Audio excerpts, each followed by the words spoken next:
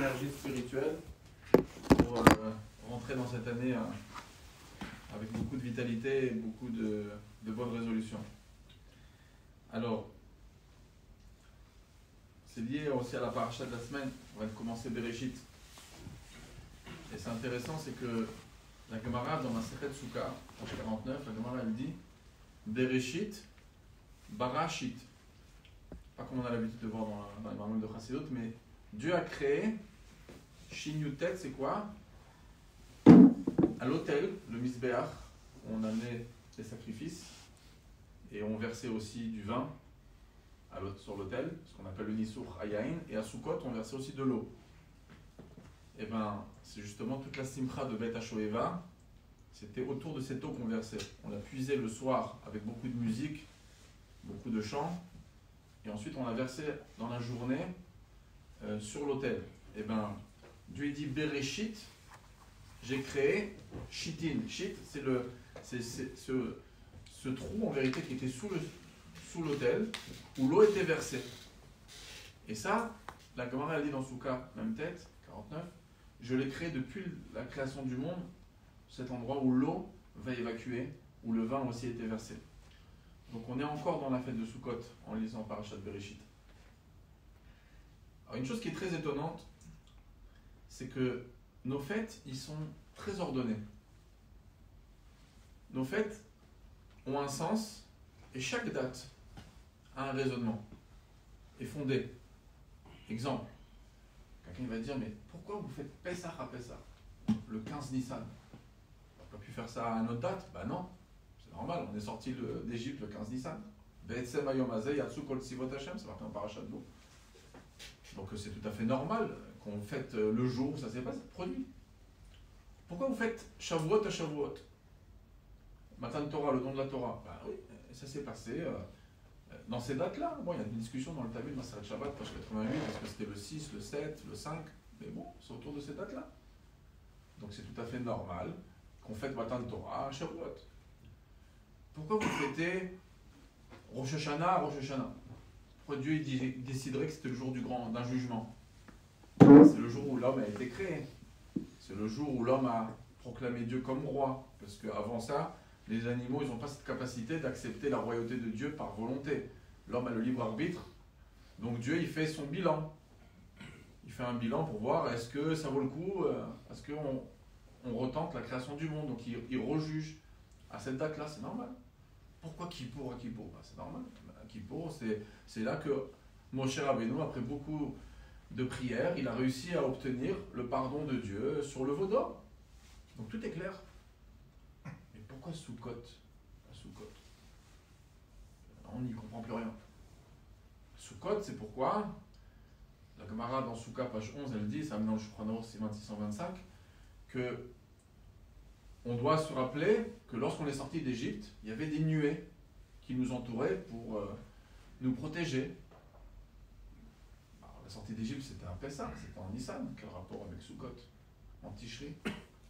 En plus, ça a duré le désert, ça a duré pratiquement 40 ans. Donc, pourquoi marquer le coup d'Afka après les fêtes de Rosh Hashanah de Kippour? Et Simchat Torah aussi, c'est un peu décalé.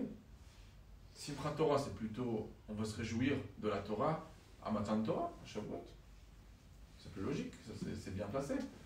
Peut-être qu'on va dire, il y a la Gemara dans Ta'anit 26 qui dit que Akadosh Baruch Hu, il a accordé donc, le pardon et il a donné les deuxièmes tables de la loi, donc ce qu'on appelle les Luchot Shniot. Donc Beyom Chatunato, le jour de son mariage, Zu Matan Torah, et c'est quoi Rachid dit là-bas dans Ta'anit? Matan Torah, Yom Kippourim. Bon, ok, alors on fait Simchat Torah peut-être le lendemain de Yom Kippour. Non, c'est à la fin de Sukkot. La même chose au Shana Rabbah. Shana Rabbah, tout le monde se rappelle, c'était il y a quelques jours. Les fêtes, c'est quoi? Les fêtes, on veut se rappeler de la sortie d'Égypte, donc c'est la liberté, c'est la délivrance. On est au top. Donc si on est au top, c'est quoi ces prières là toute la journée au Shana? Sauve-moi, sauve-moi. Au Shana, c'est on supplie Dieu, sauve-moi. On dirait qu'on est tous des agriculteurs, on travaille tous dans les trucs, attention, il faut que la pluie elle tombe et il faut qu'on a... Bon, c'est vrai que la pluie ça représente la parnassa, ça représente s'il n'y a pas de quoi manger, c'est sûr, mais d'un côté, vous avez vu dans toute la Hoshana, on est en train on est comme si on était angoissé. On est en pleine fête, on est angoissé. Hoshana, Hoshana, sauve-moi, sauve-moi. Ana Hashem, Hoshiana. Et qu'est-ce qu'il y a dans cette date-là, le 7e jour de Sukkot, pour d'un seul coup avoir toute cette pression? En plus, les Hoshanot, c'est avec des haravot. À l'époque, on descendait à Motza, c'est environ à 10 km de Jérusalem. On cherchait des haravot qui étaient très très grandes. Il devait faire 11 amot, environ 5 mètres. Pourquoi? Parce que l'autel il faisait 10 amot, il fallait que les haravot ils dépassent un petit peu l'autel et qu'ils se couchent dessus un petit peu au-dessus. Et nous on représente ça avec, vous avez vu, on prend les haravot. Bon, on n'est pas une tribu d'indigènes, un petit peu, c'est un peu bizarre pour les 4 minimes, mais en plus on termine d'affaire le Hoshanot. Le loulav, il a quand même le respect de la bracha, avec la loulav, le etrog. On aurait pu aller sur quelque chose d'un peu plus design. On part sur des haravot qu'on tape par terre. Pourquoi les Hoshanot ils sont liés à ça? Et aussi, ce qui est bizarre, c'est que la Gemara, dans Souka, page 51, elle dit Mishelo Ra'a Simchat Bet HaShoeva. On puisait l'eau le soir du Méachilouar pour ensuite le verser sur l'autel tous les matins à Soukot.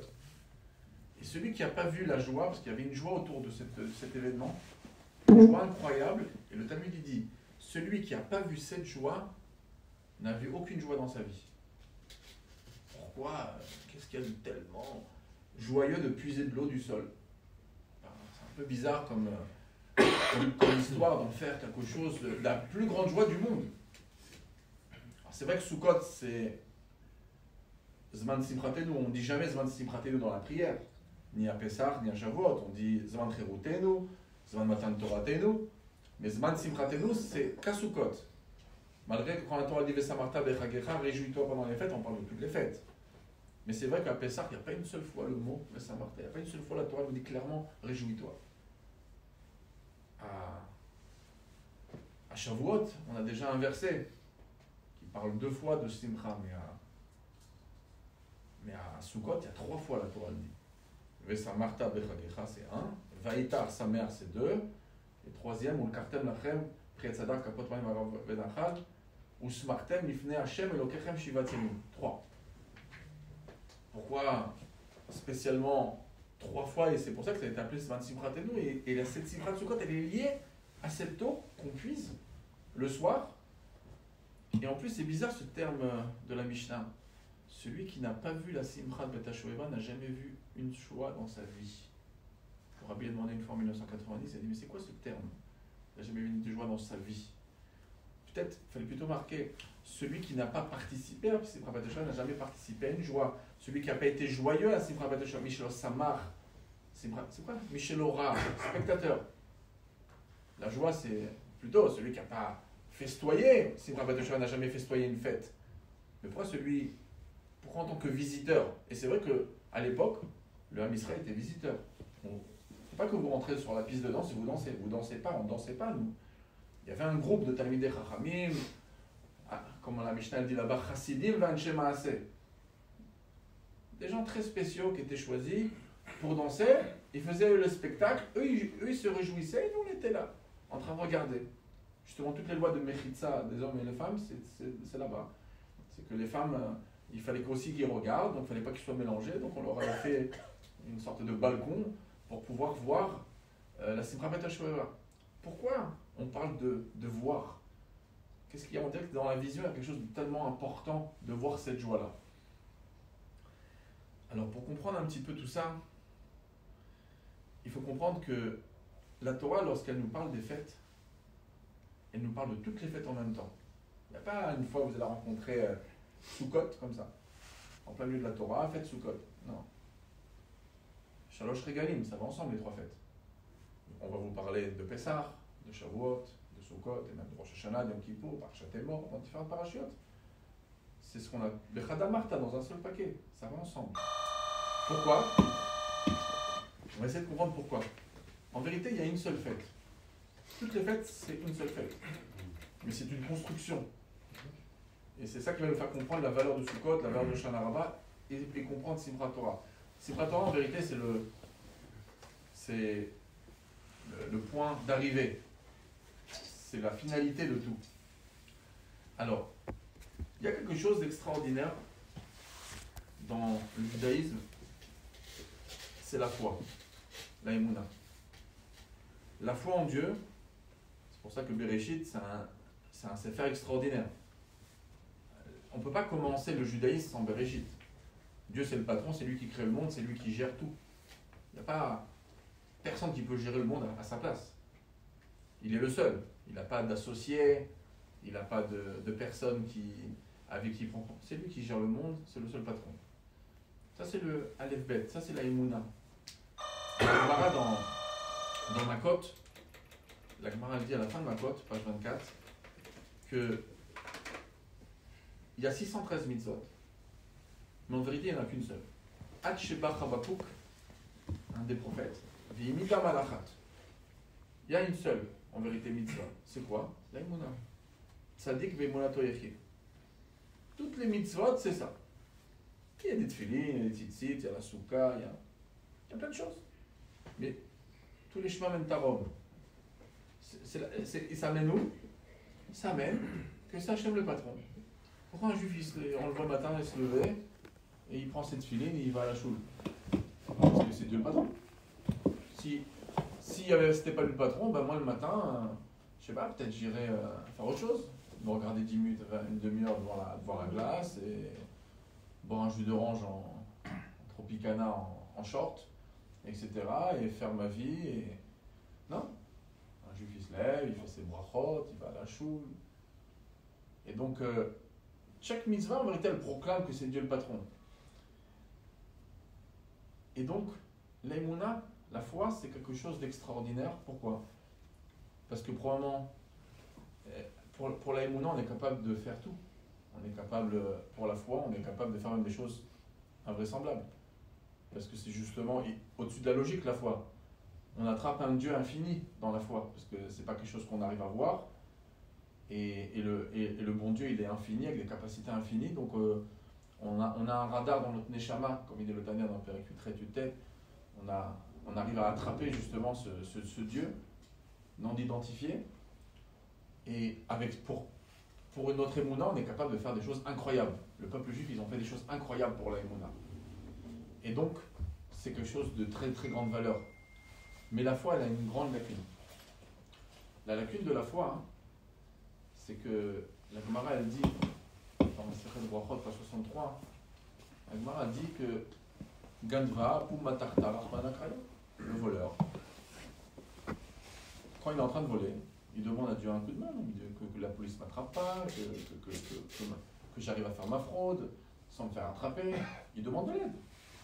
Il ne faut pas être un génie en Torah pour savoir que Dieu a dit tu ne voleras point. Ça suffit d'avoir vu Charlton Heston dans les 10 commandements. Il n'y a pas besoin d'être un génie pour savoir que tu ne tueras point. Donc, comment cet homme-là, il peut s'adresser à Dieu? Dieu aide-moi quand il est en train de faire un coup. Ben, parce que ça, c'est la foi. La foi, c'est quelque chose, tu peux vivre des choses illogiques. Tu peux vivre un kidouche, un pessar, et tu allumes la télé en même temps.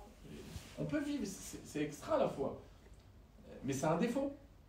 Parce qu'on peut faire des choses incroyables pour la foi, c'est la base de toute la fondation. Mais avec la foi, je peux faire des choses contradictoires parce que c'est illogique. Mais c'est illogique la foi parce que, en vérité, ce sont des parties d'âme qui ne sont même pas en nous. Vous savez que dans la halakha, si vous voulez acquérir un objet, vous pouvez l'acquérir a priori même s'il se trouve par terre, sans même le prendre dans les mains. Vous vous mettez à 4 coudées à 1,92 m de l'objet, il est à vous. Il faut montrer que c'est...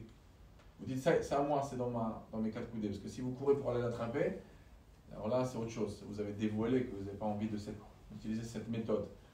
Donc, pourquoi? Parce que la Neshama, elle est autour de... Il y a pas, la Neshama, elle se coupe en 5 morceaux. Il y a 5 morceaux de Neshama juifs.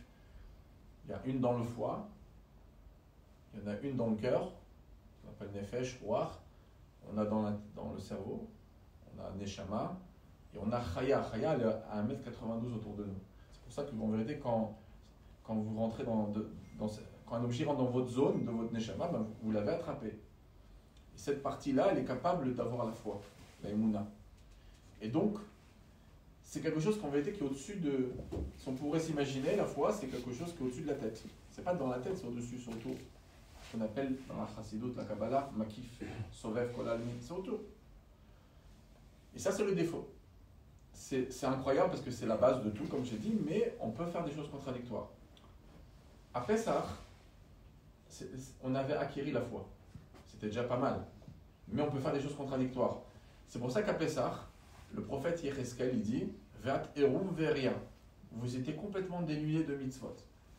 Dans les termes kabbalistiques du Harizal, on était dans les mêmes têtes Charletouma, dans les 49 degrés d'impureté. Même quand on a passé la mer Rouge, la camarade raconte qu'il y avait le Psol Micha, il y avait une idole qui a passé la mer. Ça veut dire qu'il y avait on était encore très très loin. À part la Brit Mila qu'on venait de faire, le Corban Pessah, on était très très loin. Mais au moins, la naissance du judaïsme, elle commençait. On a la foi. C'est déjà pas mal d'avoir la foi. C'est pour ça que le soir du Seder, le travail que nous on a en tant que parents, c'est de parler un maximum de Dieu et de ses miracles pour rentrer la foi à nos générations, à nos enfants, à nos petits-enfants. Mais c'est quelque chose d'immense, parce que toute la fondation du judaïsme, elle va être fondée sur ça. Mais il y a des lacunes, parce que c'est au-dessus de la logique. C'est pas rentré ici. Comme c'est pas rentré ici, je peux faire le contraire. Et c'est pour ça qu'on pouvait être très loin. Mais on a avancé, au prochain. On a avancé vers Shavuot. Quand on est arrivé à Shavuot, ce qui s'est passé, la Torah, elle résume toutes les révélations des 10 commandements. La révélation de Dieu sur le mont Sinaï, il résume ça 2 fois, avec des versets qui sont à peu près identiques. Ata or eta la da'at ki Hashem ou Elohim. Dieu, il a montré que c'était lui le patron, mais Ata or eta la da'at. C'est rentré dans l'intellect. Quand c'est que la Emouna, la foi, elle peut être contredite, on peut voler et demander de l'aide, c'est quand la foi, elle est là.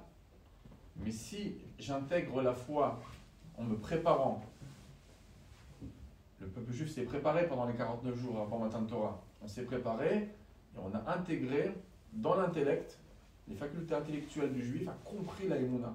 La Emouna, elle est rentrée, elle s'est dit, si Dieu, c'est lui le patron, et qu'il dit tu ne voleras pas, je ne peux pas voler. Et ça, c'est ce qu'on a obtenu à Matan Torah. Ata oreta lada, ki Hashem ou Elohim. C'est rentré dans l'esprit. Mais d'un autre côté, on a fait le veau d'or assez vite. 17 Tammuz, entre le 6 Sivan et le 17 Tammuz, on a flanché assez rapidement. Moshe, il est en train de tarder, ok, mais bon, on est tombé loin. Et pas n'importe où. On n'est pas tombé loin à Las Vegas, on est tombé loin sous le mont Sinaï. Comment, si c'est rentré ici, tu ne voleras point. Alors pourquoi on peut trébucher? On a intégré que c'est lui le patron. Donc si le patron, je dois l'écouter. Il y a un autre problème. C'est que, ok, je l'ai intégré et je comprends que si Dieu dit ne vole pas, il ne faut pas voler. Mais le problème, c'est que moi, je suis un homme de chair et de sang. Et je suis un terrien, moi. Je ne suis pas le créateur, moi, je suis une créature de Dieu. Et j'ai un corps, j'ai une âme animale. J'ai un autre dossier, moi. Le dossier bon Dieu, c'est pas le seul que j'ai. J'ai un autre dossier. J'ai le dossier moi, ma femme, mes enfants, mon argent, ma banque, ma voiture, mon travail. J'ai des dossiers. Et en vérité, comme je suis un homme de chair et de sang, je peux dire que mon dossier, c'est celui-là. Ma femme, mes enfants, mon restaurant, mes sushis. Ça c'est mon dossier. Et il y a un autre dossier. Dossier bon Dieu. Dossier bon Dieu, en vérité, j'ai 2 dossiers sur ma table. Quand je me lève le matin, j'ai 2 dossiers sur ma table. Le mien, celui-là de Dieu. Maintenant, à la fin de la journée, c'est bien dans la Kabbale de faire un bilan avant le Kriyat Shema le soir, avant de dormir. Un petit bilan sur le dossier bon Dieu. Alors on se dit, la tfila aujourd'hui, 50 sur 100.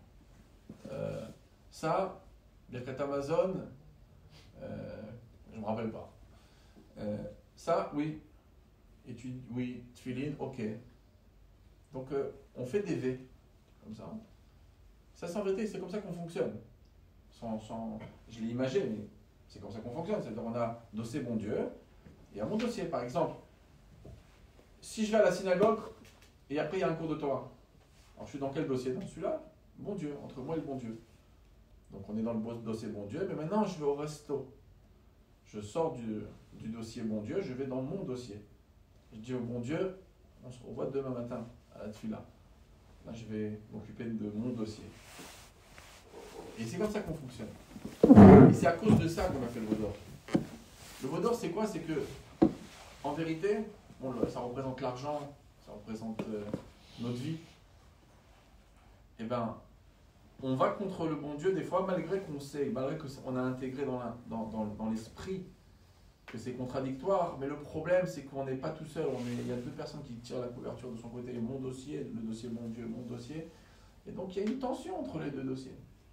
Et comme il y a une tension, et ben, il y a des moments où l'homme il est masse, des fois il y a l'autre qui gagne, il y a mon dossier qui gagne et qui prend le dessus sur le dossier mon Dieu. Qu'est-ce que je peux faire? Je suis de chair et de sang. Tu m'as donné une âme animale, tu m'as donné un Yetzirah, tu m'as donné un corps. Et voilà, je suis très très terre à terre. Et c'est pour ça qu'on peut fauter malgré qu'on a intégré ça. Alors, à Pessah, c'est pas marqué une seule fois qu'il faut se réjouir. À Shavuot, c'est déjà marqué parce que c'est déjà pas mal. Quand ça rentre dans l'intellect, c'est déjà pas mal. On a fait un bon chemin. C'est effectif. Mais à partir du moment où ça rentre que dans l'intellect, il y a un problème. Pourquoi? Parce qu'en vérité, la tchouva de Rosh Hashanah, de Kippour, de Elul, c'est quoi la tchouva? C'était la tchouva d'une manière simple, c'était la tchouva sur le Vaudor. C'est quoi la tchouva? La tchouva, c'est en vérité, c'est que j'ai fait une grosse erreur. À Matan Torah, j'ai pas encore atteint le but. J'ai encore mal, je vois pas les choses du bon angle. C'est une question de vision. On dirait qu'il y a le dossier bon Dieu, il y a mon dossier à moi, et il y a une tension entre les deux. Il y a ce que Dieu il veut, il y a ce que moi je veux. Il y a beaucoup de tension entre les deux dossiers. Mais en vérité, Dieu dit, vous vous trompez, il n'y a pas de deux dossiers. Il y en a un seul. Il faut lier les dossiers. La tchouva de Rosh Hashanah Yom Kippour, c'est d'arriver à ce niveau-là. De dire que la Torah, c'est pas ce que Dieu il veut, c'est ma vie. On le dit dans la tefila le soir à Darvit, vous connaissez par cœur, qui aime Chayenu, c'est notre vie. Mais pourtant, la Torah nous a atteint ici. Si la Torah nous a atteint ici, pourquoi on n'a pas compris que c'était notre vie? Le problème, c'est que, c'est quoi l'intellect d'une personne? L'intellect de l'homme, c'est l'orgueil de l'être humain. Ils ont compris ça, les Yévanim. À l'époque, les Grecs, ils avaient bien compris que le niveau de l'être humain, c'est justement, c'est le roi de du monde entier. C'est l'intellect, l'intelligence. Et donc l'intelligence, a priori, c'est moi. La Torah n'est pas d'accord avec ça. L'intelligence, c'est pas moi. C'est un outil à moi. D'accord? C'est comme quelqu'un il a une voiture, c'est pas lui, sa voiture, c'est son outil. Quelqu'un il a un ordinateur, c'est pas lui son ordinateur, c'est pas lui. Ah, moi je connais pas mes comptes en banque ni mes codes, hein. Tout est dans mon ordinateur. Oui, mais c'est pas toi, c'est ton ordinateur. Eh bien Dieu t'a mis un ordinateur à l'intérieur. C'est tout, mais qu'il est sur ta table, il est là. Mais c'est pas toi. C'est un outil, l'intellect. C'est ton ordinateur qui est en toi. Mais c'est pas toi. De la même manière que ton ordinateur, même s'il est capable de faire des choses extraordinaires, c'est pas toi, c'est une machine. Et bien là, c'est une machine qui est en toi. Mais c'est pas toi. Bon, les gens vont dire, mais c'est quand même énorme. L'être humain, c'est l'orgueil de l'humanité. Parce qu'il a un intellect. Oui, ok, tu as un super outil que Dieu t'a donné et en plus, il te l'a intégré ici, dans ton corps. Ok, c'est un super outil, mais c'est un outil, c'est pas toi. C'est qui toi? Alors, pour comprendre c'est qui nous, il y a une grande question puisqu'on parle de foi, une grande question qui se pose entre la foi et la confiance. Ce qu'on appelle dans la Torah Emouna et Bitachon. Des fois, on n'arrive pas à faire le tri entre les deux. C'est-à-dire, c'est quoi la différence? Je crois en Dieu ou j'ai confiance en Dieu? ça a l'air de se ressembler. Des fois, il y en a qui veulent dire non, ça se ressemble parce que simplement, un il est plus fort que l'autre. On dit que le mot confiance, on sent que c'est un peu plus puissant. Donc je crois, peut-être ça veut dire je crois à 80%, et j'ai confiance, peut-être c'est du 100%. Non, c'est faux parce que même le Rambam, quand il utilise dans le Perek Relek, le Perek de Maseret Sanhedrin, il écrit là-bas les 13 bases de la foi, il dit Ani Ma'amin Be'emuna Shlema. Je peux croire, vous connaissez la musique Ani Ma'amin Be'emuna Shlema? Je peux croire à 100%, donc c'est pas une question de pourcentage. Quelqu'un est venu prendre $1 une fois chez le rabbi, c'était quelqu'un qui travaillait à Wall Street. Et le rabbi savait que c'était un homme d'affaires. Il lui a dit, vous savez pourquoi il y a une bénédiction aux États-Unis dans les affaires? C'est grâce à ce qui est marqué dans le dollar. Et lui, il a tout de suite eu la jugeote de dire, ah oui, c'est vrai, c'est marqué, je crois en Dieu. Alors il fait, non, tu as mal lu, c'est pas marqué je crois en Dieu, c'est marqué I trust in the God. J'ai confiance en Dieu. Et le rabbi lui dit une phrase comme ça, il lui dit, la différence entre la foi et la confiance, c'est une différence entre le ciel et la terre. Il n'y a aucun rapport entre les deux. Alors ça complique encore plus, il n'y a aucun rapport entre les deux. Il y avait un très grand, à l'époque des rois d'Espagne, c'était un descendant du Rambam très connu, le Don Yitzhak Abrabanel. Yitzhak Abrabanel était conseiller des finances et encore d'autres fonctions au palais du roi. Et il a écrit des livres incroyables de Torah. Et dans un de ses livres, il écrit, justement, il essaie d'expliquer quelle est la différence entre la foi et la confiance. Il donne un exemple. On va comprendre la fête de Sukkot et on va comprendre qui on est. Il dit la différence entre la foi et la confiance, c'est très simple. C'est que s'il y a un homme qui est un acrobate, il est capable de marcher sur un fil comme un pro, il vient nous voir, il nous dit voilà, il y a cet immeuble-là, il y a l'autre immeuble, il y a 60 mètres de haut, on ne met aucune protection en dessous, c'est le sol, le ciment. Je mets une corde entre les deux endroits et nous on est les spectateurs, on est là pour regarder ce qu'il va faire. Il dit moi je suis capable de passer sans tomber. Bon, on a quand même l'angoisse. Un homme, il peut tomber, même si c'est un pro, etc. Et il le fait d'une manière professionnelle incroyable. On dit qu'il marche dans son salon le type. Il fait un aller-retour, 2, 3, 15, 20. Comme ça, avec sa caméra, il écrit dans son exemple. Donc à un certain moment, on croit vraiment que c'est un pro et il dit est-ce que vous croyez que je peux le refaire? Il dit oui, tout le monde est partant, on est prêt même à parier de l'argent. Il dit mais maintenant ce que je vais faire c'est que je vais prendre mon gosse. J'ai un gosse de 5 ans que j'ai amené avec moi et là c'est mon gosse. Je vais le mettre sur mes épaules. Est-ce que vous pensez que c'est un autre poids, c'est pas le même équilibre? Bon, on lui dit vous êtes sûr, c'est votre gosse, tout ça, on va peut-être mettre des coussins. Il fait non, rien. Vous laissez ça comme ça. Bon, on repart à zéro au niveau angoisse. C'est un gosse en plus. Il marche et il fait 30 mètres sur sa corde, 1 fois, 2 fois, 10 fois, 15 fois, 20 fois. C'est un pro le type. Il marche avec son gosse sur ses épaules, sur un fil, comme s'il se promène dans son salon. Et là il demande à tout le monde, voilà, ça fait 20 fois que je fais l'aller-retour avec mon fils. Qui c'est qui croit que je vais réussir une 21e fois avec mon fils? Qui c'est qui est prêt à parier que je vais réussir? Alors, tout le monde il commence à lever, moi, $100, $300. On est prêt à parier? Il dit, vous êtes tous, vous croyez à 100%? Il dit, ouais, bien sûr. On est à fond, on est avec vous. Vous le faites tellement bien, pas de raison. Et là, il change de discours, il dit, ok, donc vous pensez que je vais réussir 21 fois avec mon fils? Ok, donc vous êtes tous partants. Oui. Qui c'est qui est prêt à me donner son fils? Et là, tous les miles qu'il avait accumulés, il n'y a plus rien. Les gens ils rentrent leur billet dans leur poche, plus personne. Il dit, je comprends pas. Je prends, voilà, il a le même gabarit, je prends voilà, ce fils-là, là-bas. Il a un gabarit, le même poids, environ. Je le mets sur mes épaules, je fais la même chose. Vous n'êtes pas prêts? Mais vous étiez pris il y a 2 minutes. Qu'est-ce qui s'est passé? Alors, Yitzhak Abrabanel, il dit, il s'est passé une très grande différence. Il a accumulé vraiment beaucoup de miles, ce professionnel. On lui mettait un 100 sur 100. Mais ici, au niveau logique, il nous a convaincus à 100%. Mais le problème, c'est qu'il ne nous a pas atteint encore à nous. Malgré que c'est son gosse, malgré qu'on a de la compassion pour des enfants, c'est évident, même si ce n'est pas les nôtres. Mais ce n'est pas le nôtre. Mais quand c'est ton fils, là, on est en train de te toucher en plein dans le cœur. En plein, au plus profond de tes sentiments. Là, on vient de percer ta carapace. Là, on vient de rentrer en toi. Donc les 100% accumulés, ils sont là. Mais ils ne sont pas là.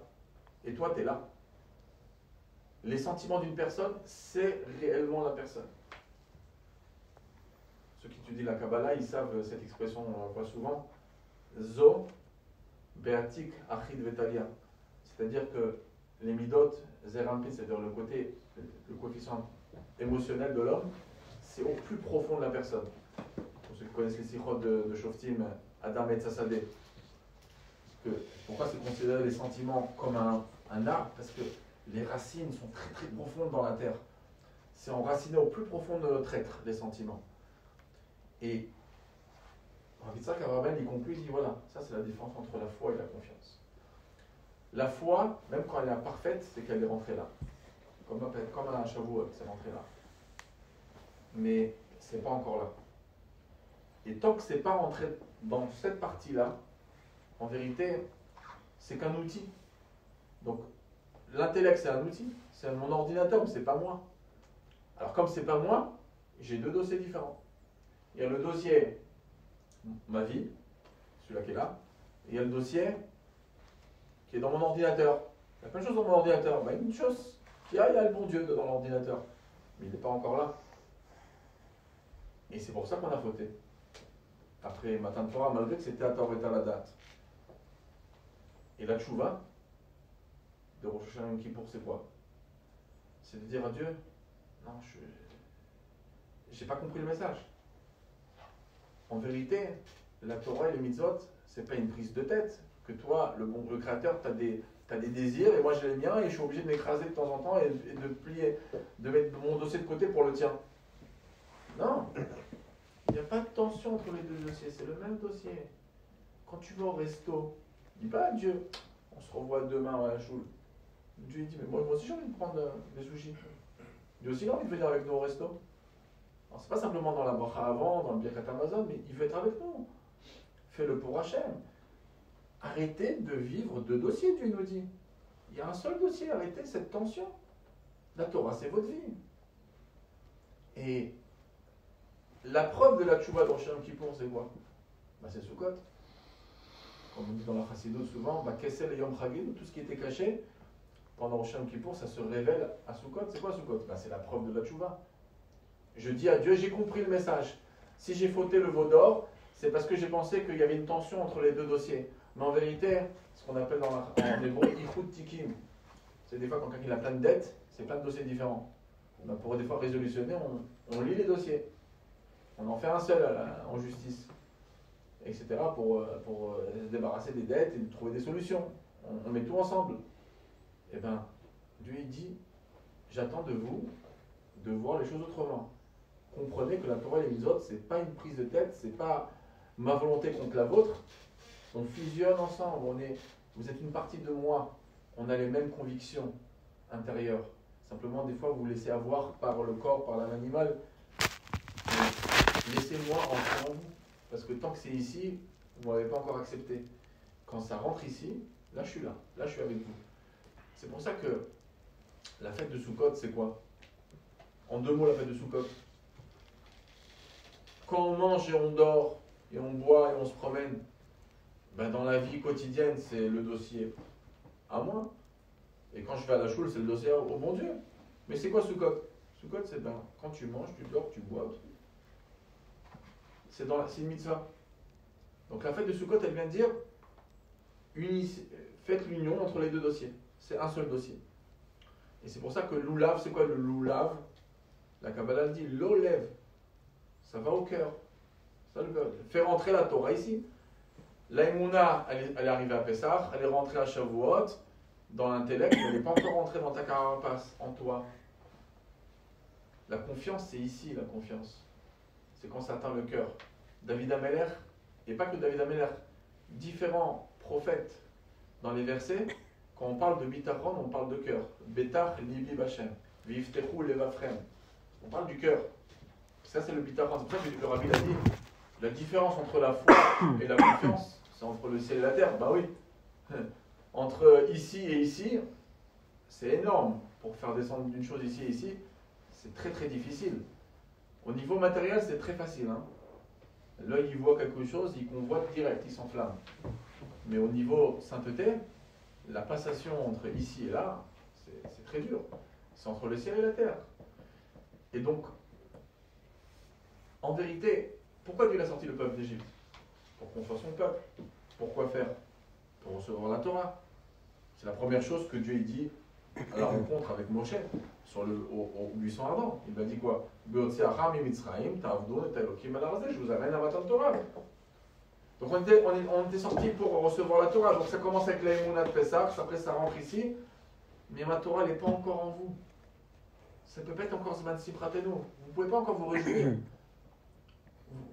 On peut se réjouir, Zman Simchatenu, uniquement quand vous aurez compris qu'il faut regarder les choses différemment.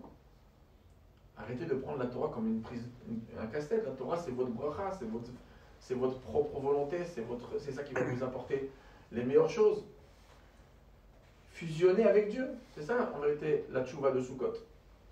Et donc, c'est ce qu'on a fait avec l'oulav. On n'arrête pas de le mettre vers le cœur. Le oulav, c'est une antenne Wi-Fi qui prend la Emouna de Pessah, qui se retrouve en général sur le strach de la souka, et ça puise, que ce soit dans la choule ou que ce soit dans la souka, comme le Harizal dit, ça puise la Emouna, et vers où? Ici. On n'arrête pas de faire, il faut que ça rentre là, il faut que ça rentre là, il faut que ça perce. Et en vérité, dans les facultés émotionnelles qu'on a, on en a 7. On a Chesed, Goura, Tiferet, il faudrait un cours particulier pour expliquer les 7, mais ce sont des sentiments qu'on a en nous. Et ben on est en train de faire pénétrer dans toutes les couches des sentiments. C'est-à-dire, premier jour de Sukkot, deuxième jour, troisième jour, quatrième jour, on est en train d'intégrer et en train de montrer à Hachem, il y a un seul dossier. Même quand je mange, même quand je dors, même quand je bois, c'est dans la Souka. C'est une seule mitzvah. Et ça, c'est le rêve du bon Dieu. Le Zohar, il dit que Dieu, quand il a pensé à créer le monde, il a pensé ça dans une Souka. Qu'est-ce que ça veut dire ce Zohar? Ben oui, ça veut dire que c'est ça l'idéal. Alors c'est sûr qu'il faut sortir de la Souka. Vous savez que le premier jour de Sukkot, vous savez que tous les soirs de Sukkot, on a des invités. On a 7 invités qui viennent tous les soirs, sauf que chaque soir, il y en a un qui est l'invité qui est le plus dominant. Alors le premier jour, c'est Avraham Avinu. Et Avraham Avinu, pourquoi lui, là, c'est lui qui ouvre le bal en vérité de la fête de Sukkot? C'est lui là, le premier invité d'honneur principal de la fête de Sukkot. Pourquoi Avraham? Pourquoi plus que Yitzhak? Pourquoi plus que Yaakov? Au contraire, dans les Midrashim, des fois c'est marqué que Avraham, c'est la fête de Pessah. Louchi Vasi Ugot, c'était des matzot. Le son du chauffard qu'on a entendu à Matan Torah, à Shavuot, c'était du bélier de Yitzhak. C'est Yitzhak. Ou les Mikneu à Sukkot, ça c'est Yaakov. Pourquoi c'est Avraham qui c'est lui le premier invité de Sukkot? Qu'est-ce qu'il a plus que tous les autres? Ah, vous allez me dire, on va dans l'ordre. C'est normal. Bon, on est obligé, il y a une hiérarchie. Il y a ton grand-père qui est là, c'est le premier. C'est normal. Non, c'est pas normal, parce que le Harizal, il ne les met pas dans l'ordre. Avraham, Yitzhak, Yaakov, Moshe, non, c'est Aaron, ton grand frère. Non, Moshe, c'est pas dans l'ordre. Aaron, Yosef, il est avant même Aaron et Moshe. Et David, donc il y a un désordre ici. Donc c'est pas pour ça qu'Avraham est arrivé le premier. C'est que, qu'est-ce qu'il a fait Avraham d'extraordinaire? Avraham, la chose extraordinaire qu'il a fait, c'est que le monde c'était le même. La terre elle avait été créée depuis des générations, c'était la même terre. Mais le problème c'est qu'on voyait les choses différemment. Avraham c'est un visionnaire, et c'est pas seulement un visionnaire, c'est qu'il nous a appris à regarder les choses autrement. Il a dit, mais il y a un créateur ici, il faut le servir, il faut le remercier. Donc, Avraham, ça a été la personne, parce qu'on amène ça dans la Chazout souvent, il a commencé à éclairer. C'est pourquoi il a éclairé? Il y avait une obscurité dans cette terre, et il nous a montré Dieu du doigt. Il nous a appris à regarder l'univers d'une manière différente. Et il nous l'a rentré dans nos générations, il a même influencé beaucoup de nations. Vaikra Hasham Beshem Hashem Kel Olam, la Gemara dans Sota page 11, elle dit Atikra Vaikra Ela Vayakri, mais la Metch écrit et je mange chaque jour Bifi Kolover Mesham, c'est-à-dire que chaque personne qui passait, il leur parlait du Créateur, il leur faisait dire mais vous n'avez pas remarqué ce monde sophistiqué? Rien qu'un corps humain, on a les plus grandes puissances du monde là, qui sont en train des fois des choses économiques s'écrouler pour quelque chose d'invisible, pour un virus invisible, etc. La puissance de Dieu, elle est à n'importe quel partiel de l'univers. L'harmonie qu'il y a dans un corps, l'harmonie qu'il y a dans l'espace, c'est quelque chose, c'est beaucoup plus réglé qu'une montre suisse. Et donc une montre suisse, si vous allez dire à quelqu'un, la montre suisse c'est un Big Bang qui a fait tac tac tac tac, à la fin ça fait une montre suisse. Un petit qui vous dit ça, vous lui faites quoi? Vous lui mettez un P4, il sera exempté de l'armée, directement. Et bien, ça c'est, en vérité, la puissance de Dieu, elle est très claire. La logique de sa puissance, elle émerveille chaque personne qui va. Et qui c'est qui nous a appris à regarder le monde comme ça? C'est Abraham Avinu. La fête de Sukkot, c'est quoi? C'est que c'était un problème de vision. La vraie tchouva, c'est quoi? Parce qu'on a intégré la Torah à Shavuot, on l'a rentrée ici. Mais à ce niveau-là, on n'avait pas encore compris. Pour nous, on avait une tension entre deux dossiers. Il y avait mon dossier et le dossier bon Dieu. Est-ce que lui, il attend de moi, donc il faut que le soir fasse des vies sur chaque chose qu'il me demande. Et il y a mon dossier personnel. Mais c'est une manière tordue de voir les choses. Donc en vérité, la fête de Sukkot, la Tchouba dans Sham Kippour, c'est une vision différente. C'est de voir les choses d'une autre manière. Ça, c'est Abraham Avinu. C'est pour ça que c'est lui qui ouvre la fête de Sukkot. Parce que il faut simplement comprendre qu'on est dans le faux.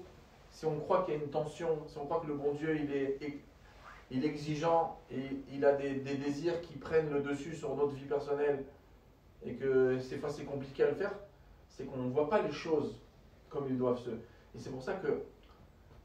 C'est quoi Simcha Bet HaShoev? On a dit, mais on puise de l'eau du sol, on est tellement heureux, et c'est la plus grande joie du monde. Qu'est-ce qu'il y a de spécial de puiser de l'eau à 1h du matin? Qu'est-ce qu'il y a de spécial pour être la plus grande joie du monde? Si j'ai gagné au loto, ok, je vais être joyeux. Si c'est le mariage de mon fils, je vais être joyeux. Mais bon, puiser de l'eau, bon, ok. Si vous le dites. Mais non, c'est quoi l'eau? L'eau, c'est la Torah. Dans Baba Kama, page 17, En Maïm et la Torah. La Torah, pour nous, avant Sukkot, c'était comme une prise de tête. Ça nous tombait sur la tête. Yarov Kamanta, Mitri, Tizal, Katan, Imrati, c'est la rosée, c'est la pluie. Ok. Il y a Dieu, il nous fait tomber des cordes sur la tête. Mais en vérité, mais non. Si j'ai pas besoin que Dieu il me dise d'accepter sa Torah. Moi et Dieu, on fusionne complètement. Je suis son enfant, je suis une partie de lui. La Torah, elle vient pas d'en haut, elle vient de moi. Au plus profond de moi. Je creuse d'en bas et je la fais monter, la Torah. L'eau, c'est marqué dans la Sechet Rosh Hashanah, page 16, que Dieu y juge l'eau à Sukkot. Il y a 4 moments où Dieu juge le monde, donc on a dit. Pessah sur la récolte, Atzeret, c'est la Mishnah qui dit là-bas, Shavuot, les fruits de l'arbre, Dieu y juge. À Rosh Hashanah, tout le monde passe devant Dieu qui venait marrant, comme ça il juge un peu tout le monde. Et à Sukkot, Dieu juge l'eau. C'est quoi l'eau? L'eau, c'est la Torah. Alors c'est sûr que aussi ça représente la Parnassa. Bah oui, parce que la Torah, c'est ça notre source de bracha. Mais ça, c'est le jugement de l'eau. Maintenant, Dieu il est en train de voir, c'est quoi ce jugement? Dieu est en train de voir, est-ce que cette eau-là, vous la prenez comme quelque chose qui vous tombe de la tête, sur la tête, ou elle vient de vous? Elle vient de la terre, elle vient d'en bas. Ça veut dire le ciel et la terre, ils fusionnent ensemble. Parce que, au contraire, on va prendre cette eau, on la fait monter chez le bon Dieu pour lui montrer que la Torah, elle vient de nous. On la verse sur l'autel, parce que l'autel, justement, ça représente le contact entre la terre et le ciel. L'autel, c'est en gros le ciel et la terre s'embrassent. Et donc, à Rosh Hashanah, à Shavuot, à Sukkot, pardon, on fait l'eau parce que, et c'est pour ça qu'il n'y a pas une joie plus grande. Parce que quand la personne, elle se découvre enfin, quand la personne, elle est vraiment atteinte par Dieu et par la Torah. Parce que tant qu'on était ici à Shavuot, on n'était pas atteint. Tant qu'on n'a pas passé cette carapace. Quand ça rentre dans l'autre cœur, et que la Torah et ma vie, c'est une seule chose, le créateur et moi, on fusionne ensemble, on est des associés. C'est pas, on a le même business, on veut la même chose. Ça, c'est la tchouva de Rosh Hashanah Kippour. Et c'est pour ça que tant qu'on n'a pas intégré dans toutes les parties de notre faculté émotionnelle, et ça prend 7 jours pour bien rentrer dans chaque phase des émotions, eh ben, on ne peut pas faire Simchat Torah. Danser avec la Torah à Pessah, c'est impossible. Danser avec la Torah à Shavuot, c'est impossible. Tu ne peux pas encore danser. Parce que c'est une prise de tête, la Torah, arrête de mentir. Pourquoi tu veux danser?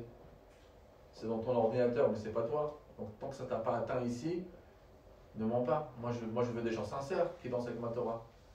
Après, la fête de Sukkot, là oui, vous pouvez faire Simchat Torah. Quand ça vous a bien pénétré ici, quand vous avez compris qu'il n'y a pas une plus grande joie de la Torah qui ne vient pas d'en haut vers le bas, elle vient d'en bas vers le haut. Elle vient de vous, la Torah. Et donc, tant que vous n'avez pas compris ça, vous ne pouvez pas rejouer avec la Torah. Et là vient, en vérité, un moment très très important. Parce qu'au Shana Rabbah, personne ne le comprend réellement. C'est quoi ce Hoshana Rabbah? Quand c'est la fin du jugement, sauve-moi. Sauve-moi de quoi? Tout va bien, tu es en situation de délivrance, tu as sorti d'Égypte, tu as les nuées autour de toi. Sauve-moi de quoi? C'est beaucoup plus profond que ça. Le Ben Ishra, il écrit dans Rav Pe'alim, il amène ça au nom de différents écrits des élèves du Harizal. Et ça met aussi dans la Chassidoute.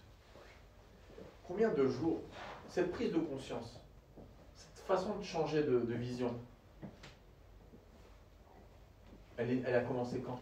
Quand c'est on commence à la travailler? Quand c'est qu'on fait le switch, on commence à changer de direction, on commence à aller dans le bon chemin? C'est Elul. Ça a commencé en Elul et ça se termine en Shana Rabbah. Il y a 51 jours. Et c'est pour ça qu'on a le misement, les Sfaradim le font toute l'année, mais chez les Ashkenazim on fait les David, Hashem Ori, Veishi, Achat Shalti Met Hashem. À l'époque, moi, ce que je demandais, c'est ma banque, mon argent, ma femme, mes enfants. Non, non. Achat Shalti Met Hashem. Shifti Bemet Hashem Kol Yemei Chayei Lachazot Bena. Il veut être dans une souka en vérité. Kitzpeneni Besukot. Il veut pas bouger. Parce qu'il y a un seul dossier. Moi, je vis, même quand je vais au restaurant, j'amène Dieu avec moi. Je ne le quitte pas d'une semaine. On est ensemble. Je fais ça pour prendre des forces, pour être un bon juif. Donc, je lis les dossiers. Et donc, lorsque on atteint ce niveau-là de vision, ça commence en Elul, et ça atteint l'apogée à Hoshana Rabbah, lorsque tous les attributs émotionnels sont atteints. Donc, toute notre personnalité a été atteinte par Dieu. Dieu est rentré enfin en nous, sa Torah, elle est vraiment là. Alors là, hein, il faut, en vérité, prier. En général, on prie. Parce que, à la suite des fêtes, même si vous n'avez pas peut-être vu la fête encore sous cet angle-là, avant ce shiur, peut-être oui, mais de toutes les manières, tout le monde a senti d'une certaine manière la fête.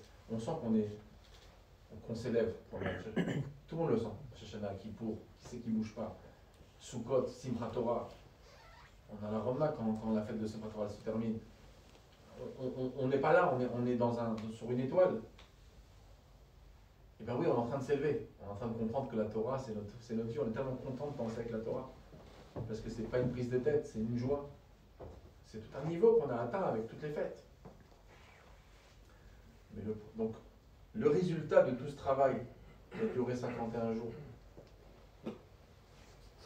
le problème c'est quoi? C'est qu'on a la mémoire très courte. Et les fêtes, ils s'estompent, et Shabbat Bereshit va passer, on va retourner dans Cheshvan, on va retourner dans le monde du business et du travail. On va très très vite, peut-être, la vision qu'on a mis chez Laura, cette vision nouvelle qu'on a vue à Sukkot, on va peut-être rechuter. On va retomber à 2 dossiers. Et on va réoublier ce qu'on a atteint. Donc on demande à Hachem, au Hoshana Rabbah, ça a été atteint. On lui demande à Hachem, ce 51e jour de travail, Nun Aleph, sauve-le-moi. Hoshana, sauve le 51. Il ne faut pas qu'il parte celui-là. C'est pour ça qu'on vous dit Ana Hachem, Hoshiana, Hoshana. C'est-à-dire, sauve-moi ne fait que ça parte jamais. Et ce qu'on va faire, c'est quoi? Qui est l'invité de Hoshana Rabbah? David Ameller. Chez les Chassidim, il y a encore un tzaddik qui vient, c'est le Rabbi Rachab. Mais ils ont quelque chose de très très spécial, les deux. C'est que le premier jour, c'était Abraham. Abraham, c'est un visionnaire, une façon nouvelle de voir les choses. Le Baal Shem Tov, c'est quoi? C'est une façon nouvelle de voir les choses. De voir la Torah dans une autre profondeur, de l'Avat Israël dans une autre manière de voir. C'est une question différente de voir les choses. De regarder la Torah, de regarder un juif, de regarder le monde, de regarder la Emouna. C'était deux grandes personnes qui voyaient les choses. Alors David Ameller, c'est quoi?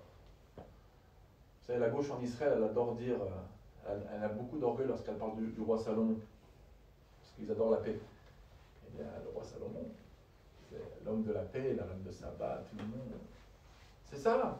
Ça, c'est l'orgueil du peuple juif. Le roi Salomon. C'est un gauchiste. Non. La paix du roi Salomon, c'est le résultat des guerres de David. C'est lui qui lui a donné la paix.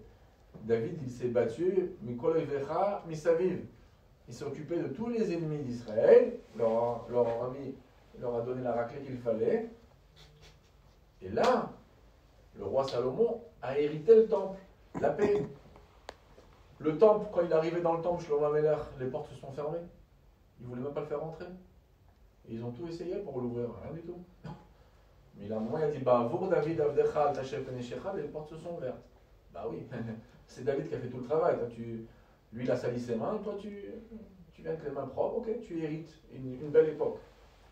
La paix d'Israël, ça a toujours été obtenu par la puissance du peuple juif, de David Ameller, de son armée, aujourd'hui de Tzahal, etc. C'est comme ça qu'on obtient la paix. Quand Machar viendra, ça pourra être obtenu autrement, mais pour le moment, c'est les lois de la galoute, les lois de l'exil. Mais en tout cas, David Ameller, lui, qu'est-ce qu'il a fait? C'est que lui, c'était un grand général. Avant tout, à part que c'était un homme de Torah, comme on a dit dans la Maseret Borchot d'Abdalet, c'était un grand rave et tout. La première chose, c'est que c'était un grand général. Vous savez, quand ils pourront acheter les émirs de Dubaï, tous les avions du monde, ils pourront avoir les meilleurs fusils du monde, mitraillettes du monde. S'il n'y en a pas ici, ça ne va pas le faire. D'accord? C'est normal. Ils peuvent avoir des MiG russes, les Syriens, etc. Et ils peuvent avoir une armée et des milliers de soldats féroces et sans pitié. Mais bon, il y a eu un Arik Sharon qui leur a détourné ce qu'il fallait détourner dans la guerre de Kippour. Ça veut dire que s'il n'y a pas un général de génie, ça peut partir en fumée toute cette puissance. C'est une puissance d'avoir des F-35, oui, c'est une puissance, mais il faut une stratégie. David Ameller, c'est un homme de stratégie. Et c'est pour ça qu'il a réussi. Il a fait des vraies guerres, il a une stratégie et dans la Torah et dans la guerre. Et qui m'a ol shel Torah. Ashragever Asharukam Al. Dans Moued Katan. Il a structuré, c'est un petit peu comme dans la Chassidut Chabad, il y a eu le Baal Shem Tov, il y a eu l'Admorazaken, une théorie extraordinaire. Mais il fallait structurer ça, il fallait une stratégie. La stratégie, ça a été le Rabbi Rachab. Il a mis une stratégie dans la Torah de la Chassidut, il en a fait quelque chose de très construit. Il a tout mis dans l'ordre. Et il a aussi construit une yeshiva avec une doctrine très spéciale pour être les futurs émissaires que vous avez entendu parler dans le monde entier. Il fallait monter l'usine. Et bien, le 7e jour de Sukkot, c'est la partie du latin, la stratégie. Alors, on a la prière, Hoshana, sauve-moi ce 51. Cette convie, parce que demain, je sais que je vais trébucher. Donc, au moins, j'ai envie de garder dans mon esprit que si demain je change d'opinion, je vois les choses autrement, je sais que demain ou après-demain, je ne suis pas au meilleur de moi-même. Le meilleur de moi-même, c'est Nun Aleph. C'est le 51e jour de Elul. Et celui-là, je veux le garder. Ça c'est celui-là que je regarde tout le temps. Ma référence, elle est là. Vous savez, quand des fois, il y a des papas yeshiva, quand ils sont à l'yeshiva, ils sont dans un cocon de Gdusha, ils sont remplis au max d'énergie. Ils savent exactement qu'est-ce qu'il faut faire, les décisions. Après, quand ils commencent à se marier, ils commencent à vivre le monde matériel, tout ça. Ah, peut-être c'est pas comme ça, peut-être. Non, non.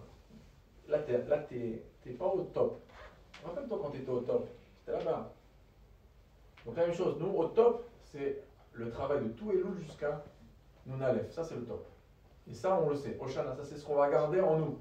Qu'on va essayer de protéger. Et quand on aura des doutes au milieu de l'année, on va toujours dire non. Là, c'est pas moi. Moi, c'est là. C'est là que j'ai arrivé à mon maximum de potentiel. Et c'est pour ça que si j'ai décidé, donc en vérité, Oshana Rabbah lui dit, vous savez ce qu'il faut faire? Ce jour-là, il faut être David Ameller. Il faut jouer de stratégie. Parce que toute cette énergie extraordinaire qu'on a atteinte pendant les fêtes, ça peut partir en fumée. Si c'est mal ordonné, ben ça va partir n'importe où. Mais là, on va justement prendre David Ameller. On va faire de ça une stratégie. On va décider de boucler des décisions ce jour-là. Alors là, on est quelques jours après. Jusqu'à Shabbat Bereshit, on peut encore rattraper. Le train n'est pas encore parti. Donc il faut justement se dire, on arrive à des grandes convictions pendant ces fêtes-là, on va décider de temps étudié par jour, de quelle manière ça va ressembler ma tefila le Shabbat, de quelle manière je vais entendre Kriyat Torah, de quelle manière je vais discuter dans la synagogue. On va prendre des décisions quand on est rempli au maximum de convictions de Noun Aleph, ce 51. Et si on ne fait pas cette stratégie, ça va partir en fumée.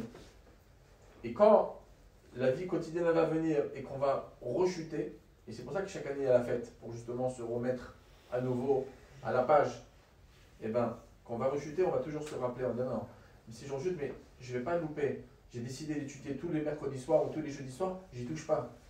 Ah mais non, c'est des bêtises, qu'est-ce que tu te casses la tête, il y a une super émission ce soir, et trucs, laisse ta mettre à Ravuta, etc. Et je vais me laver mal carré, non, je vais aller voir, il y a The Voice ce soir, je vais aller, etc. Je dois garder, je dois être concentré sur le Noun Aleph, sur les décisions que j'ai prises pendant ce code, parce qu'on ne peut jamais être avec une meilleure vision qu'à ce moment-là. Donc, Bezrat Hashem que... C'est pas excellent. Hein? Samedi soir, on a dit samedi soir. Bezrat Hashem qu'on puisse, Shabbat Bereshit, encore rattraper le... Si on n'a pas encore fait les bonnes décisions, de les prendre. Et de savoir que la Torah, c'est pas un casse-tête. La Torah, c'est qui aime Chayenu, V'orach Yameinu. Et ça, c'est la chose particulière que le peuple juif, il a. Et que Dieu, il dit, plus tard, dans la Avodah Zarah, dans la page 3, là, on raconte que les nations, quand Mashiach va venir, ils vont dire, mais pourquoi tu privilégies le peuple juif? Nous aussi, on a été corrects. Nous aussi, on a fait des bonnes choses pour toi. Nous aussi, on a aidé le peuple juif, etc. Alors Dieu, à la fin, avec une discussion de 2 pages de Gemara, Gemara va dire à la fin, Dieu va dire, ok, je vais vous donner une petite mitzvah, allez la faire. Et Dieu leur propose la mitzvah de Souka. Et c'est marqué qu'il va leur faire un bon coup de soleil, comme il faut. Ils vont sortir de la Souka en donnant des coups de pied à la Souka. Ils vont dire, mais vous aussi, hein, les juifs. C'est marqué quand on souffre de la Souka, on sort de la Souka. Il dit, oui, mais mon peuple, quand il sort de la Souka, quand il pleut trop fort, il ne donne pas de coup de pied à la Souka, etc. Et c'est vraiment pour dire que il n'y a que son peuple, il n'y a que le peuple d'Hachem qui peut vraiment, chacun a sa mission. Les non-juifs ont leur mission, chacun a sa mission sur terre et chacun a son importance. Mais Dieu est exigeant de son peuple. Au Nassau, il a demandé 7 mitzvot, nous, il nous a demandé beaucoup plus. Il est exigeant parce que nous, on peut atteindre ce niveau de soukha. On peut atteindre de fusionner complètement avec Dieu. Et ça, c'est cette vision, voilà, c'est Abraham Avinu le top de Sukkot. C'est lui qui ouvre le bal parce qu'il faut voir les choses autrement. Il ne faut pas penser que d'aller à la choule le Shabbat matin, écouter la Torah ou aller à l'heure, etc., c'est une prise de tête, c'est contre la nature de mon dossier. Mon dossier, il demande un bon lit à ce moment-là. Pourquoi? Parce que j'ai travaillé toute la semaine en info, etc. C'est sûr que Dieu, il a des bonnes volontés, mais mon lit, il est trop bien, etc. Non. Dieu, il a envie d'aller à la choule, et toi aussi, tu as envie d'aller à la choule. Et tu ne le sais pas peut-être. Mais à Soukot, tu l'as su. En Shana Rabat, c'était clair. Donc, voilà, qu'on prend des bonnes décisions.